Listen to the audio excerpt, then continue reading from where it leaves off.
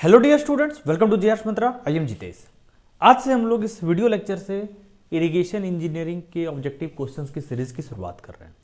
जैसे कि हम लोगों ने हैवी इंजीनियरिंग में बहुत सारे सेट्स को हम लोगों ने सॉल्व किया है और हर सेट में हम लोगों ने 20 क्वेश्चन को सॉल्व किया था।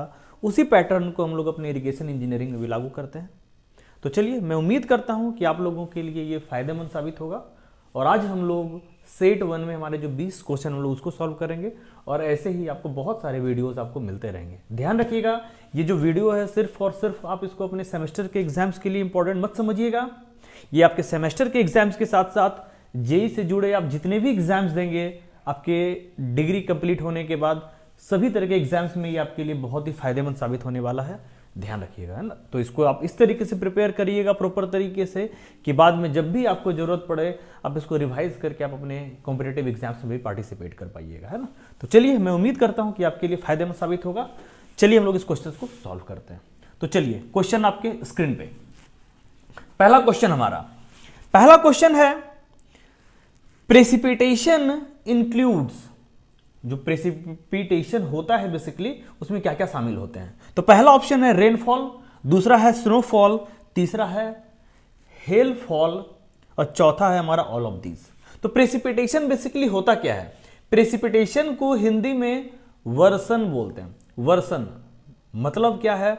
वर्षा के रूप में या आसमान से पानी जो भी धरती पे गिरता है अलग अलग रूप में या अलग अलग फॉर्मेट्स में, हम लोग उसको प्रेसिपिटेशन बोलते हैं। जैसे आसमान से क्या क्या गिरता है? पानी के रूप में, वर्षा के रूप में पानी गिरता है, बर्फ के रूप में गिरता है, जो ओले वगैरह पड़ते हैं उसके रूप में गिरता है। तो इन सबों को हम लोग सम्मिलित रूप से या कंबाइंड रूप से हम लोग प्रेसिपिटेशन बोलते हैं। ध्यान रखिएगा। तो यहाँ पे हमारा ऑप्शन नंबर ए रेनफॉल, ऑप्शन नंबर 2 दूसरा हमारा स्नोफॉल और तीसरा है हमारा हेल। हेल मतलब ओला, जो बर्फ के जो गोले वगैरह गिरते हैं ना उसको हम लोग हेल बोलते हैं। तो इन सब को हम लोग कंबाइंड रूप से हम लोग प्रेसिपिटेशन बोलते हैं। तो इसीलिए हमारा यहाँ पे आंसर क्या होगा? Option number D, all of the above. ध्यान रखिएगा।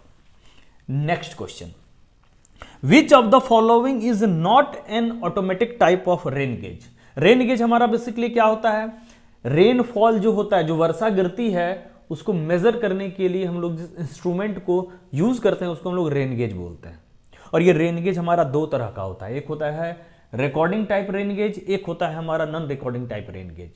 तो जो रिकॉर्डिंग टाइप रेन गेज होता है वो 3 तरह का रेन गेज होता है। एक होता है वेगिंग टाइप रेन गेज, एक होता है हमारा फ्लोट टाइप रेन गेज और एक हमारा होता है टिपिंग टाइप रेन गेज। तो ये 3 तरह का जो रेन गेज है वो हमारा हो गया रिकॉर्डिंग टाइप रेन गेज। और हमारा एक रेन गेज होता है नॉन रिकॉर्डिंग टाइप, जिसका एग्जाम्पल है हमारा साइमॉन्स रेन गेज। तो ध्यान रखिएगा। तो जो नॉन ऑटोमेटिक टाइप मतलब हमारा नॉन रिकॉर्डिंग, जो रिकॉर्डिंग टाइप और जो हमारा रेन गेज होता है ना वो बेसिकली हमारा ऑटोमेटिक रेन गेज होता है। उसमें ऑटोमेटिक रिकॉर्डिंग होते रहता है कितनी हमारी रेनफॉल हुई। और जो नॉन ऑटोमेटिक रेन गेज होता है वो basically non recording rain gauge होता है, जिसका एक एग्जांपल है हमारा सिमॉन्स रेन गेज, है ना। ये हमारा नॉन रिकॉर्डिंग या हमारा नॉन ऑटोमेटिक टाइप का हमारा रेन गेज होता है। यानी हमारा आंसर है option number A, Symons rain gauge. और बाकी जो नीचे 3 तरह का वेगिंग बकेट, टिपिंग बकेट और फ्लोट टाइप, ये तीनों का तीनों हमारा ऑटोमेटिक या बोल सकते हैं रिकॉर्डिंग टाइप रेन गेज के अंतर्गत आता है। ध्यान रखिएगा। नेक्स्ट क्वेश्चन आपके स्क्रीन पे, question number 3, the canal which carries water directly from the river. जिस कैनाल में नदी से डायरेक्टली पानी आता है या ऐसा कैनाल जो कि नदी से डायरेक्टली पानी को लेता है, उस कैनाल को क्या बोलते हैं? मेन कैनाल बोलते हैं ना। नाम ही है मेन कैनाल, मुख्य नहर। तो मुख्य नहर में जो पानी आता है वो या तो नदी से या डैम्स वगैरह से आता है। और इस मेन कैनाल से जो पानी हमारा जाता है वो ब्रांच कैनाल में जाता है और ब्रांच कैनाल से हमारा पानी जाता है सब्सिडरी कैनाल में और सब्सिडरी कैनाल से हमारा पानी जाता है वाटर कोर्स में और वाटर कोर्स से हमारा जो पानी है वो हमारे खेतों में जाता है। ये मैंने जब कैनाल्स पढ़ाया तो बहुत डिटेल से मैंने आपको पिक्चर के साथ आपको इसका डिस्क्रिप्शन दिया है। अगर किसी को भी यहाँ पे कंफ्यूजन हो रहा है तो आप वीडियो लेक्चर को जाकर रिवाइज करिए, बहुत ही अच्छे से मैंने इसका डिस्क्रिप्शन दिया हुआ है। तो हमारा यहाँ पे आंसर क्या हो जाएगा? तो नदी कैनाल में नदी से या डैम से अगर डायरेक्ट पानी आता है जिस कैनाल में, उस कैनाल को हम लोग मेन कैनाल बोलते हैं। और मेन कैनाल से पानी ब्रांच कैनाल, ब्रांच से डिस्ट्रीब्यूटरी, डिस्ट्रीब्यूटरी से वाटर कोर्स और वाटर कोर्स से खेत, है ना। रिवाइज कर लीजिएगा। Next question, the canal aligned along the water shed line. Water shade line को ही हम लोग रिज लाइन भी बोलते हैं, ध्यान रखिएगा। वाटर शेड लाइन को ही रिज लाइन बोलते हैं, और इस लाइन के अलोंग जो कैनाल हम लोग बनाते हैं उसको रिज कैनाल बोलते हैं, ध्यान रखिएगा।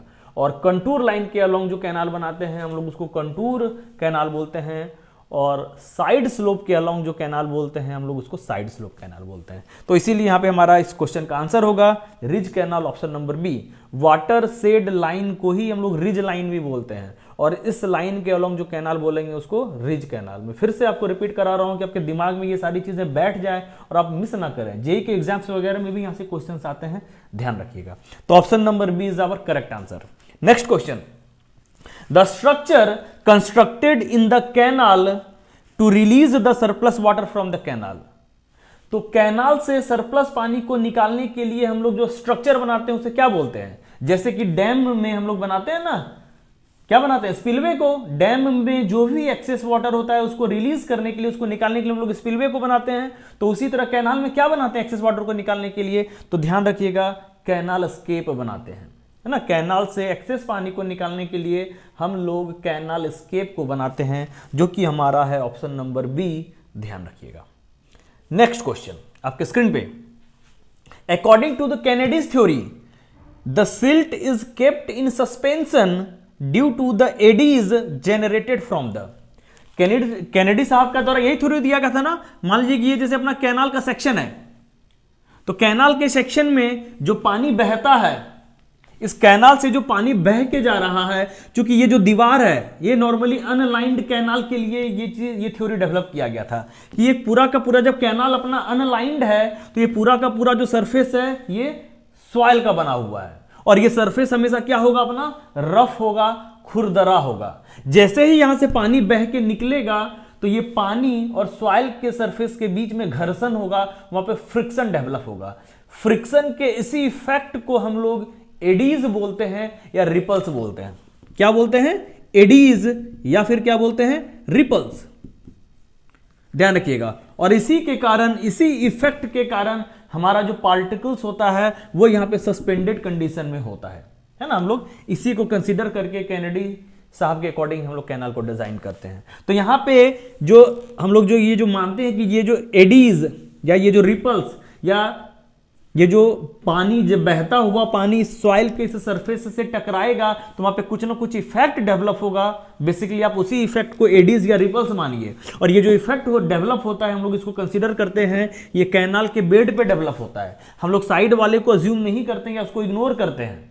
हमेशा इस चीज को ध्यान रखिएगा, ये कैनेडी साहब के द्वारा दिया गया एजम्पशन है, और मैंने जो कैनेडी थ्योरी आपको मैंने बताया है कैनाल में, मैंने वहां पे प्रॉपरली आपको ये सारी चीजें मैंने डिस्क्राइब की है। तो यहां पे हमारा ऑप्शन क्या हो जाएगा कि क्वेश्चन मैं फिर से रिपीट करता हूं, अकॉर्डिंग टू कैनेडीज थ्योरी। तो कैनेडी साहब के द्वारा जो थ्योरी दिया गया है उसमें the silt is kept in suspension, silt हमारा सस्पेंशन में होता है due to the eddies generated from the. ये जो एडीज जनरेटेड होता है ये कहां से जनरेट होता है?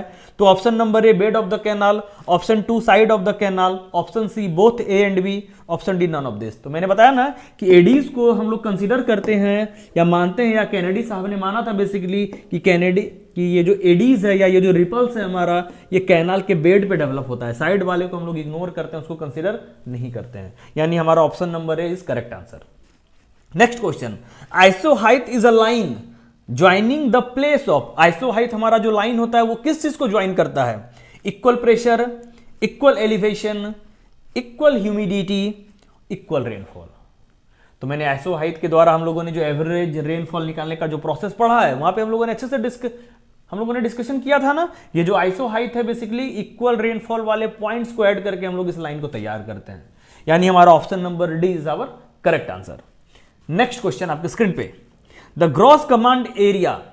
तो ये जो gross command area also contains, इस ग्रॉस कमांड एरिया में क्या क्या शामिल होता है? तो ग्रॉस कमांड एरिया बेसिकली क्या होता है? टोटल एरिया, एक इरिगेशन प्रोजेक्ट के इफेक्ट में, के अंदर में, के इन्फ्लुएंस में जितना भी एरिया होता है हम लोग उसको ग्रॉस कमांड एरिया बोलते हैं। तो इस ग्रॉस कमांड एरिया में जिस भूमि पे एग्रीकल्चर संभव है वो भी शामिल है, जिस भूमि पे एग्रीकल्चर संभव नहीं है वो भी शामिल है, ओवरऑल एरिया शामिल होता है। तो हमारे पास यहां पे ऑप्शन क्या क्या है? ऑप्शन नंबर ए बैरन लैंड। बैरन लैंड मतलब सूखा हुआ जमीन, जिसपे खेती वगैरह संभव नहीं होती है उसको बोलते हैं मरुभूमि, एक तरीके से बोलिए ना, बंजर जमीन, उसी को बोलते हैं बैरन लैंड। दूसरा है अल्कलाइन सॉइल, जिस सॉइल में अल्कलिटी ज्यादा होती है, अल्कलाइन की मात्रा ज्यादा होती है, इस पे भी खेती संभव नहीं होता है। तीसरा है हमारा लोकल पॉन्ड्स, जो छोटे छोटे तालाब वगैरह होते हैं वो भी।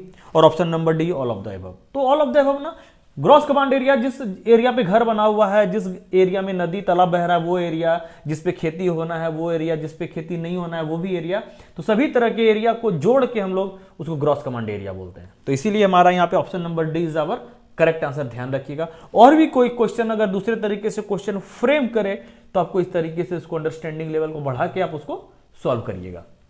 नेक्स्ट क्वेश्चन हमारे आपके स्क्रीन पे, विच of the following prevents the cross currents, ये जो क्रॉस करंट को कौन सा स्ट्रक्चर रोकता है बेसिकली। पहला ऑप्शन है फिश लैडर, दूसरा ऑप्शन है डिवाइड वॉल, तीसरा है स्कोरिंग स्लस, चौथा है नन ऑफ दिस। तो हमारा जो फिश लैडर का क्या काम है, फिश लैडर को हम लोग देते हैं मछलियों को पास होने के लिए जगह देते हैं ताकि वो अप स्ट्रीम से डाउन स्ट्रीम और डाउन स्ट्रीम से अप स्ट्रीम की ओर आसानी से जा सके, उसे कोई दिक्कत ना हो। तो ये तो फिश लैडर का काम ही दूसरा है, ये यहाँ तो आएगा ही नहीं। एक हमारा है स्कोरिंग स्लुइस। स्लुइस बेसिकली हम लोग क्यों देते थे अपने बॉडी में, स्लुइस को देने के पीछे हमारा लॉजिक था कि सिल्ट के साथ साथ हम लोग जब भी अगर जो भी फ्लो वहां पे वाटर का फ्लो आ रहा है, अगर उसमें पानी की मात्रा बहुत कम हो जाए, डिस्चार्ज कम हो जाए, तो उसको पास कराने के लिए हम लोग स्लुइस को देते थे। तो इसीलिए ये तो करंट को कभी डिवाइड करता ही नहीं है या क्रॉस करता ही नहीं है। तो स्कोरिंग स्लुइस और फिश लैडर का ऑप्शन खत्म, एक ही ऑप्शन बचता है डिवाइड वॉल। तो डिवाइड वॉल के बारे में हम लोगों ने पढ़ा था ना यूनिट 7 में अपने डिटेल से, कि डिवाइड वॉल शुरू से ही करंट को डिवाइड कर देता है ताकि नदी या वाटर फ्लो की एक धारा हम लोग उसको कैनाल की तरफ मोड़ लेंगे और एक धारा हमारा वियर या बैराज के बॉडी के थ्रू बह के डाउन स्ट्रीम साइड चला जाएगा। यानी अपना option number B divide wall is the correct answer, ध्यान रखिएगा। Next question, which of the following structure carries the canal water over natural drain, किस स्ट्रक्चर के द्वारा या किस स्ट्रक्चर की मदद से हम लोग कैनाल के वाटर को नेचुरल ड्रेन के ऊपर से बहा के ले जाते हैं। यानी कैनाल वाटर हमारा ऊपर बहेगा नेचुरल ड्रेन से, यानी नदी के ऊपर से हम लोग कैनाल को बहा के निकालेंगे। तो ऐसा एक ही स्ट्रक्चर होता है हमारा एक्विडक्ट, है ना। हम लोग जो क्रॉस ड्रेनेज वर्क हम लोगों ने डिस्कशन किया है, जो पढ़ा है हम लोगों ने कैनाल में, वही का क्वेश्चन है। और सबसे पहले हम लोग एक्विडक्ट के बारे में ही पढ़ते हैं हम लोग। तो बहुत ही आसान सा क्वेश्चन, बहुत ही कॉमन आंसर, है ना। मैंने एक बार जाके आप क्रॉस ड्रेनेज वर्क के थ्योरी को रिवाइज कर लीजिएगा, यहां से ऑब्जेक्टिव्स जरूर आते हैं आपके एग्जाम में, ध्यान रखिएगा। तो हमारा यहाँ पे आंसर है एक्विडक्ट, यानी आंसर नंबर ए। जब भी हम लोग कैनाल के पानी को नदी के पानी के ऊपर से पास करा के निकालेंगे उसको हम लोग एक्विडक्ट बोलते हैं, ध्यान रखिएगा। Option number A is our correct answer. Next question आपके स्क्रीन पे, rain gauge should probably be fixed. Rain gauge को हम लोग कैसे फिक्स करते हैं या रेन गेज को फिक्स करते समय किन किन बातों को ध्यान में रखना चाहिए, हम लोग ने डिस्कशन किया था ना। चलिए, पहला option near the building, rain gauge को हम लोग मकान के बगल में बैठाएंगे। दूसरा ऑप्शन है अंडर द ट्री, एक पेड़ के नीचे बैठाएंगे। तीसरा ऑप्शन इन ओपन स्पेस, हम लोग एकदम खुले में अपने रेन गेज को बैठाएंगे। चौथा ऑप्शन नन ऑफ दिस। तो जब मैंने रेन गेज पढ़ाया था तो मैंने डिस्कशन किया था इसको बहुत अच्छे से कि रेन गेज को हम लोग जब भी बनाएंगे तो प्रेफर करेंगे कि हमारा ओपन स्पेस में हो, खुले आसमान के नीचे हो, तभी तो ये ज्यादा से ज्यादा रेनफॉल को के रीडिंग को ये अच्छे से लेके हमें बता पाएगा। अगर ये बिल्डिंग के बगल में रहेगा तो ये रेनफॉल को अच्छे से रिकॉर्ड नहीं कर पाएगा। तो इसीलिए ओपन स्पेस में हमारा रेन गेज स्टेशन होना चाहिए। तो option number C is our correct answer. Next question, the measurement of duty taken at the outlet of a canal is known as. तो जब हम लोग कैनाल के आउटलेट पे हम लोग जब जो ड्यूटी मेजर करके निकालते हैं उसे क्या बोलते हैं। तो outlet factor, gross quantity, lateral quantity, none of this. बहुत ही आसान सा क्वेश्चन, बहुत बार हम लोगों ने डिस्कशन भी किया है। तो उसे हम लोग आउटलेट फैक्टर बोलते हैं, ध्यान रखिएगा। ये ग्रॉस क्वांटिटी, लेटरल क्वांटिटी तो कुछ ऐसे रैंडम वर्ड दे दिया, इसका तो कोई सेंस भी नहीं बनता है। हम लोगों ने पूरे इरिगेशन इंजीनियरिंग सिलेबस के दौरान इसे हम लोगों ने तो डिस्कस भी नहीं किया इन दोनों वर्ड्स को। तो जिसने एटलीस्ट सिर्फ वर्ड भी सुना हो तो वर्ड को सुन के भी यहाँ पे इस ऑप्शन को लगा देगा, है ना। तो outlet factor is our correct answer, option number A. Next question, Which of the following factors affect the consumptive use of water? Consumptive use of water क्या होता है हमारा, इवापोरेशन के द्वारा जो पानी का लॉस होता है, साथ ही साथ ट्रांसपीरेशन के द्वारा जो पानी का लॉस होता है, और सिपेज वगैरह के द्वारा जो पानी का लॉस हो रहा है बेसिकली। है ना। तो इन सब तरह के पानी के लॉस को हम लोग कंजप्टिव यूज ऑफ वाटर बोलते हैं। तो इस पे किसके किसके द्वारा असर पड़ता है, तो देखिए इवापोरेशन के द्वारा, तो इवापोरेशन के द्वारा पानी का लॉस हो रहा है। दूसरा टेम्परेचर, तो टेम्परेचर ज्यादा तो ज्यादा पानी का लॉस होगा ना, ज्यादा पानी भाप में कन्वर्ट होकर उसका लॉस हो जाएगा, तो इसके कारण भी इफेक्ट पड़ेगा। और विंड वेलोसिटी, अगर हवा बहुत ज्यादा तेजी स्पीड से बहती है ना, तो वहां पे पानी के इवापोरेशन का जो रेट है, पानी में जो वाष्पीकरण की प्रक्रिया होती है वो तेज हो जाती है, पानी और ज्यादा तेज गति से भाप में कन्वर्ट होकर पानी का लॉस होगा। तो इसीलिए ये तीनों फैक्टर्स बेसिकली अफेक्ट करते हैं हमारे कंजप्टिव यूज ऑफ वाटर को, ध्यान रखिएगा। यानी अपना option number D is our correct answer. Next question, falls are provided in, ये जो फॉल्स होता है हम लोग किसमें प्रोवाइड करते हैं, कैनाल में, रोड में, ब्रिज में। रोड में तो कोई तरह कैनाल हम लोग फॉल क्यों देंगे, फॉल बेसिकली एक तरह का स्ट्रक्चर होता है या एक तरह का पैसेज होता है पानी को निकालने के लिए। तो रोड में और ब्रिज में इसका यूज ही नहीं है टेक्निकली, कभी हम लोग दे ही नहीं सकते हैं, एग्जिस्ट ही नहीं करता है ये। तो जब भी हम लोग फॉल को देंगे तो हम लोग कैनाल वगैरह टाइप के स्ट्रक्चर में ही देंगे। तो इसीलिए हमारे यहाँ पे आंसर हो जाएगा ऑप्शन नंबर ए, ध्यान रखिएगा। तो next question, according to the Chezy's formula, Chezy के फॉर्मूला के according velocity v through a channel for a given bed slope s, hydraulic radius r and Chezy's coefficient c। तो हम लोगों ने पढ़ा ही है इसे बहुत बार कि हमारा चेजी का जो फॉर्मूला होता है, चेजी साहब के द्वारा जो हमें वेलोसिटी निकालने का फॉर्मूला दिया गया वो क्या है, v = c इंटू रूट अंदर rs। s हमारा क्या होता है बेड स्लोप, r हमारा क्या है मीन हाइड्रोलिक डेप्थ, c हमारा क्या होता है चेजिस कांस्टेंट, चेजिस कोफिशिएंट बोलिए, या फिर v हमारा वेलोसिटी। तो ये फॉर्मूला हमारा ऑप्शन नंबर ए में है, तो that's our answer, option number A हमारा आंसर है, ध्यान रखिएगा। नेक्स्ट क्वेश्चन आपके स्क्रीन पे, the duty of water, actually in well irrigation होगा, यहां पे इज लिखा हुआ है, उसको आप करेक्ट कर लीजिएगा, मैं जैसे बोल रहा हूं आप ध्यान दीजिएगा। The duty of water in well irrigation is generally, हमारा वेल इरिगेशन से हम लोग जो कुएं के द्वारा जो पानी निकाल के हम लोग जो उससे सिंचाई करेंगे, उस केस में हमारा जो ड्यूटी होगा वो क्या होगा, less than the duty of canal irrigation, canal irrigation से, कैनाल से जो सिंचाई करते हैं उससे कम ड्यूटी का होगा। दूसरा, greater than the duty of canal irrigation, यानी कैनाल इरिगेशन के कारण जो ड्यूटी होगा उससे ज्यादा होगा ये वेल इरिगेशन वाले का ड्यूटी। तीसरा, इक्वल टू, दोनों तरह के इरिगेशन का ड्यूटी इक्वल होगा। चौथा, नन ऑफ दिस। तो ये ध्यान रखिएगा कि कैनाल इरिगेशन के कारण जो ड्यूटी होता है वो हमारा ज्यादा होता है, वेल इरिगेशन के कारण जो ड्यूटी होता है वो हमारा ज्यादा होता है कैनाल इरिगेशन के ड्यूटी से। ऐसा इसलिए कि देखिए कैनाल तो हम लोग बहुत दूर से पानी लाते हैं और वहां से हम लोग अपने खेतों तक पानी को पहुंचाते हैं, जिसके कारण पानी का हमारा इवापोरेशन और सीपेज लॉस के कारण पानी का लॉस होता है, जिसके कारण उसकी ड्यूटी घट जाती है। और जबकि जो वेल इरिगेशन होता है ना, वो हम लोग खेतों के बीच में कुओं को बनाते हैं, पानी को वहां से निकाले और वहां से छोटा छोटा क्यारी बना के हम लोग पानी को खेत तक पहुंचा दिए, पानी का लॉस कम होता है। तो जिसके कारण जो ड्यूटी है वो वेल इरिगेशन का बढ़ जाता है, ज़्यादा हो जाता है, पानी को ज़्यादा डिस्टेंस ट्रेवल नहीं करना पड़ता है, क्योंकि खेतों के आसपास ही हम लोग कुएं को बनाते हैं।